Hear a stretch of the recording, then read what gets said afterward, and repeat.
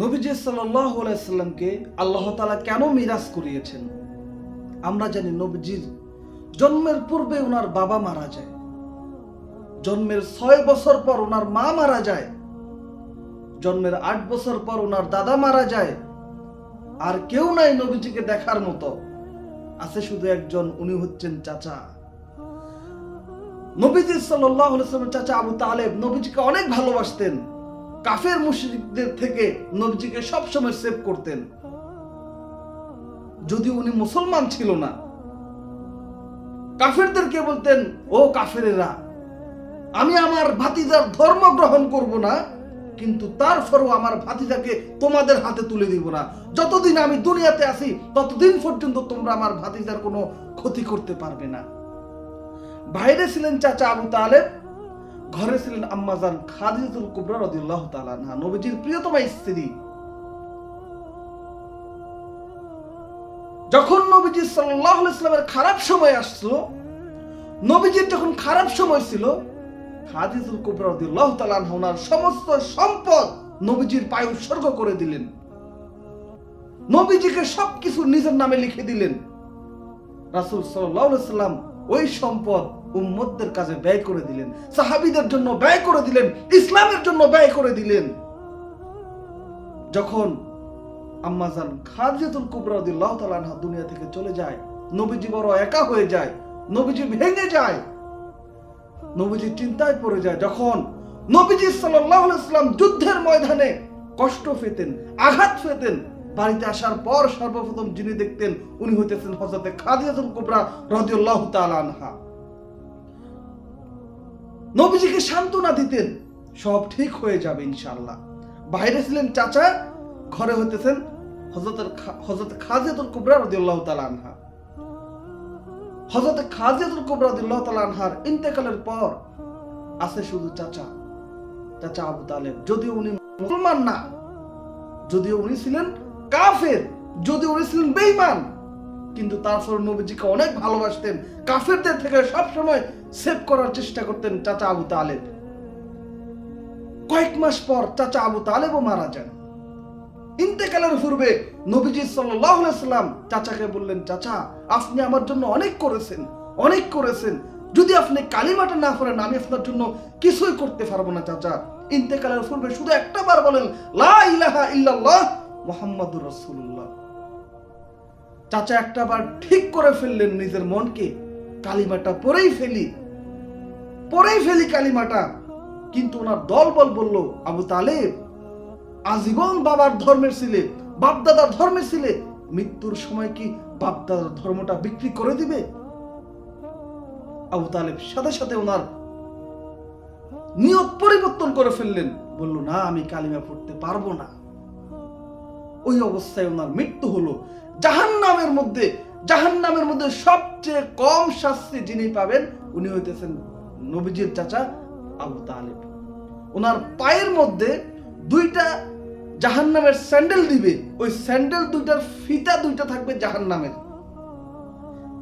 যে স্যান্ডেল দিবে, স্যান্ডেলের দুইটা ফিতা থাকবে জাহান্নামের। আবু তালেব চিন্তা করবে, হয়তোবা এটাই হইতেছে জাহান্নামের সবচেয়ে ভয়ঙ্কর, সবচেয়ে কষ্টদায়ক শাস্তি, অথচ উনিই পাবে সবচেয়ে কম শাস্তি জাহান্নামের। যখন চাচা আবু তালেব দুনিয়া থেকে চলে যায়, নবীজি একেবারে একা হয়ে যায়। যেখানে যায় ওইখানে কাফের মুশরিকরা নবীজিকে আঘাত করতে লাগলো, নবীজিকে কষ্ট দিতে লাগলো, কেউ ইসলাম কবুল করতেছে না। নবীজি হযরত যায়েদ রাদিয়াল্লাহু তাআলা আনহুকে বলল, যায়েদ, কেউ তো আমার কথা শুনতেছে না, সবাই আমাকে আঘাত করতেছে, চলো না তায়েফ যাই, ওইখানে আমার শৈশবের বন্ধুরা আছে, ওইখানে আমি বড় হয়েছি, হয়তোবা তারা আমার কথা শুনবে, হয়তোবা তারা আমার ইসলামটাকে কবুল করবে। ক্ষুধার্ত নবীজি পেটের মধ্যে পাথর বেঁধে হযরত যায়েদ রাদিয়াল্লাহু তাআলা আনহুকে নিয়ে তায়েফের উদ্দেশ্যে রওনা হয়ে গেল। 3 দিন পর্যন্ত হেঁটে হেঁটে তায়েফ গেল। তায়েফ যাওয়ার পরবর্তীতে যখন তায়েফের কাফেরদেরকে, মুশরিকদেরকে যখন বলল, ইসলামের যখন দাওয়াত দিল, তায়েফের কাফেররা নবীজির পিছনে পাগলা কুকুর লাগিয়ে দিয়েছে, যাও এই দুইজনকে কামড় দাও। যখন কুকুরগুলো আসলো নবীজিকে দেখে চিড়ে ফেললো, নবীজিকে আর কামড় দেয় না, নবীজির আশেপাশে ঘুরে। সুবহানাল্লাহ। বনের পশু পাখি আমার নবীজিকে চিনল, অথচ আমরা মানুষ হয়ে নবীজিকে চিনলাম না। খেজুর গাছ নবীজিকে চিনল, আমরা মানুষ হয়ে নবীজিকে চিনলাম না। হিংস্র কুকুর নবীজিকে চিনল, আমরা মানুষ হয়ে নবীজিকে চিনলাম না। পরে তায়েফের কাফেররা চিন্তা করলো কুকুর দিয়ে হবে না, এখন লাগাইতে হবে মানুষ। তায়েফের দুষ্ট লোকদেরকে বললো এই পাগলদেরকে তোমরা পাথর মারো। তায়েফের কাফেররা, তায়েফের দুষ্ট লোকেরা নবীজি সাল্লাল্লাহু আলাইহি ওয়াসাল্লামকে পাথর মারা শুরু করলো। নবীজির শরীর মোবারক থেকে রক্ত মোবারক ঝরে ঝরে পা পর্যন্ত চলে গেল। নবীজি অজ্ঞান হয়ে গেল। নবীজিকে ওই তায়েফের কাফেররা আবার তুললো, দাঁড় করিয়ে আবার পাথর মারা শুরু করলো। হযরত যায়েদ রাদিয়াল্লাহু তাআলা আনহু বললেন, ও তায়েফের কাফেররা, তোমরা নবীজিকে আর পাথর মারিও না, তোমরা আমাকে পাথর মারো। নবীজি বলল, যায়েদ, এরা তোমাকে পাথর মারবে না, এরা আমাকেই পাথর মারবে। পাথর মারতে মারতে নবীজিকে 3 বার অজ্ঞান করে ফেলেছে। তাও আমার নবীজি এই তায়েফের জন্য বদদুয়া করে নাই। জিবরাইল আমিন আসলো, ইয়া রাসূলুল্লাহ, আপনি একটাবার হুকুম দেন, আপনি একটাবার বলেন এই তায়েফকে আমি দুনিয়া থেকে উল্টে দিব, এই তায়েফ দুনিয়ার মানচিত্রে থাকবে না। নবীজি বলেন, ও জিবরাইল, ও ভাই জিবরাইল, আজকে যদি আমি এই তায়েফবাসীর জন্য বদদুয়া করি, আমি আগামীকাল কার কাছে ইসলামের দাওয়াত নিয়ে যাব। সুবহানাল্লাহ। কেমন মায়ার নবী আমরা পেয়েছি, কেমন দয়ার নবী পেয়েছি, যাকে কষ্ট দিলেও মনে কষ্ট নেয় না, যাকে আঘাত করলেও বদদুয়া করে না। ওই নবীজিকে আমরা চিনতে পারলাম না। যেই নবীজিকে বনের পশু পাখি চিনলো, গাছপালা চিনলো, ওই নবীকে আমরা চিনতে পারলাম না।